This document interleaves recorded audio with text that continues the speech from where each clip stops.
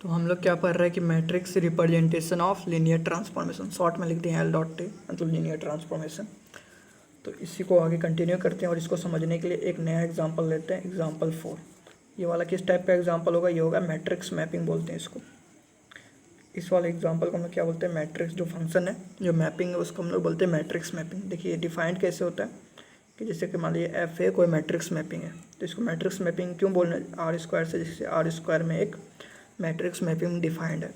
तो देखिए such that F A, अब देखिए आर स्क्वायर को देखिए, तो जैसे आर स्क्वायर, तो इसमें एलिमेंट कैसा होगा? एक्स कोमा वाई के टर्म में। तो जैसे 1,2 है, इसको हम लोग मैट्रिक्स के फॉर्म में ऐसे लिख सकते हैं 1 2 कॉलम वाइज, ठीक है। तो जैसे कि आपका 1 2, इसको मान लीजिए U1, 2 3 को मान लीजिए U2, एक्स वाई, ये आर स्क्वायर का ये एलिमेंट है मैट्रिक्स फॉर्म में। एक्स वाई कुछ नहीं है तो इसको मान लीजिए U, ठीक है। तो मतलब एक्स वाई को हम लोग मान रहे हैं U। तो मतलब आर स्क्वायर का एलिमेंट मैट्रिक्स फॉर्म में पुट कर रहे हैं, तो आंसर क्या दे रहा है आपका? मैट्रिक्स ए क्या है? एक मैट्रिक्स है, इनटू U दे रहा है, ठीक है। अब देखिए वेयर ए बराबर आपका क्या है? यहाँ पे ए बराबर क्या है? 3 4 -2 -5, ठीक है। ये आपका मैट्रिक्स मैपिंग है। और देखिए है भी बहुत आसान। आप ये तो क्वेश्चन के फॉर्म में देख रहे हैं तो कॉम्प्लिकेटेड लग रहा है। अब देखिए इसको दूसरी भाषा में देखिए, जैसे कि मान लीजिए एफ ऑफ एक्स वाई आपका क्या दिया हुआ है? 3x -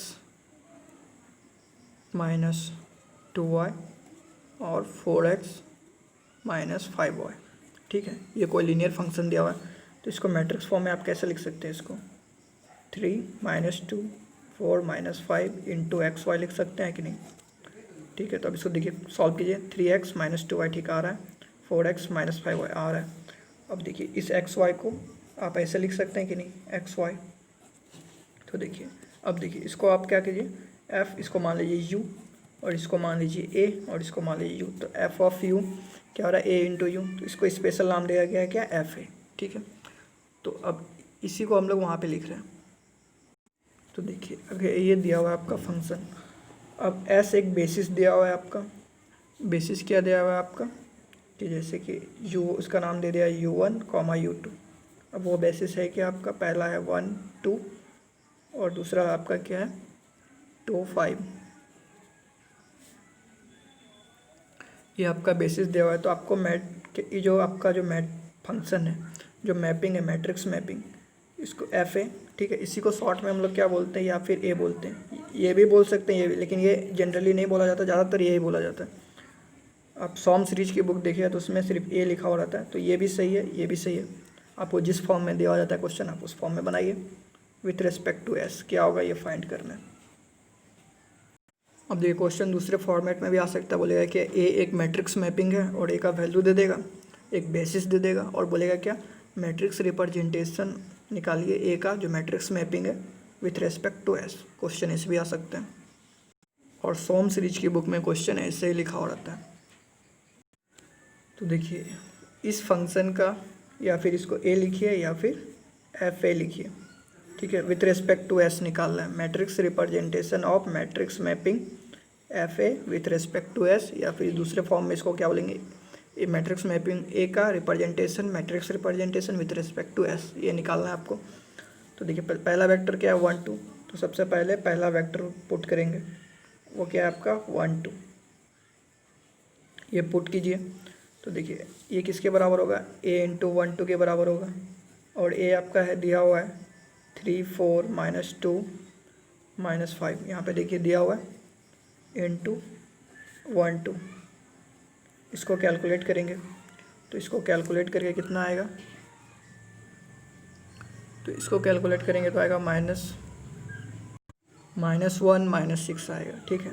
अब आप देखिए बेसिस आपका क्या दिया हुआ ये वाला, तो इसको इसके लीनियर कॉम्बिनेशन में लिखिए। तो आपको नहीं पता तो यहाँ पे लीजिए a और यहाँ पे मान लीजिए b। अब इसको सॉल्व कीजिए, ये किसके बराबर आ रहा है? इसको कैलकुलेट कीजिए। तो यहाँ से देखिए a और 2b, 2a और 5b, ठीक है। अब देखिए पहला वाला पहले के बराबर, दूसरा वाला दूसरे के बराबर, तो यानी कि a प्लस 2b आ रहा है -1 के बराबर, और 2a प्लस 5b किसके बराबर आ रहा है? -6। अब इसको सॉल्व करेंगे ए बराबर आएगा 7 और बी बराबर आएगा -4। ठीक है, अब देखिए पहला वेक्टर का निकाल लिया, दूसरा कितना है 2 5, तो एफ ए 2 5 निकालिए आप। तो मतलब इसका मतलब क्या हुआ, ए इंटू 2 5। अब देखिए ए आपका है क्या 3 4 -2 और -5 इंटू 2 5। अब इसको हम लोग कैलकुलेट करेंगे, तो इसको कैलकुलेट करके कितना आएगा -4 -7 आएगा। अब देखिए बेसिस क्या दिया हुआ है आपका 1 2 2 5, तो बेसिस दिया हुआ है 1 2 2 5, तो 1 2 2 5 इसके लीनियर कॉम्बिनेशन में लिखे, तो हमको नहीं पता क्या होगा, तो मान लीजिए ए और बी। अब यहाँ से देखिए किसके बराबर आ रहा है ये आपका आ रहा है a + 2b और यहाँ से 2a + 5b। अब देखिए पहला एलिमेंट पहले के बराबर, तो a + 2b किसके बराबर हो जाएगा -4 के बराबर, 2a + 5b -7 के बराबर।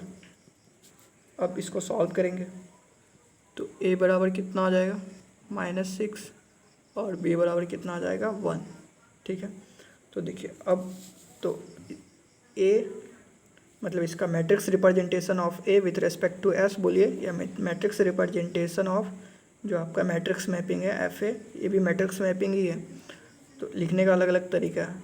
विथ रेस्पेक्ट टू s क्या हो जाएगा, तो देखिए पहला का कितना है यहाँ 7 -4, तो देखिए पहला वेक्टर पहले दिया हुआ, मतलब ये वेक्टर पहले दिया हुआ था तो सबसे पहले उसका निकालिए। और देखिए ऑर्डर फिक्स है, तो देखिए ये पहले या बाद में, तो यहाँ भी पहले और इसको लिखिए बाद में, और इसका आंसर कैलकुलेट कीजिए तो कितना आया ए बी का 7 -4। इसको कॉलम वाइज लिखना है, 7 -4, रो वाइज नहीं लिखना है, कॉलम वाइज लिखना है। तो कॉलम वाइज लिखना है इसको, रो वाइज नहीं लिखना है।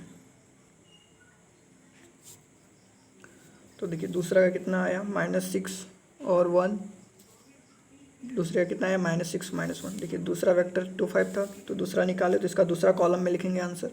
इसका देखिए कितना आ रहा है, जो बेसिस दिया हुआ है 1 2 2 5, उसके लीनियर कॉम्बिनेशन में लिखने पर इसका जो रिजल्ट आ रहा था उसका इस दोनों के लीनियर कॉम्बिनेशन में लिखने पर ए का वैल्यू आ रहा है -4, बी का वैल्यू ए का वैल्यू आ रहा है -6, बी का वैल्यू आ रहा है 1। तो यहाँ पे लिखिए -6 और बी का वैल्यू 1। तो यही क्या हो गया आपका, इसका वैल्यू हो गया matrix representation of A with respect to S, या matrix representation of F A with respect to S. ये हो गया आंसर।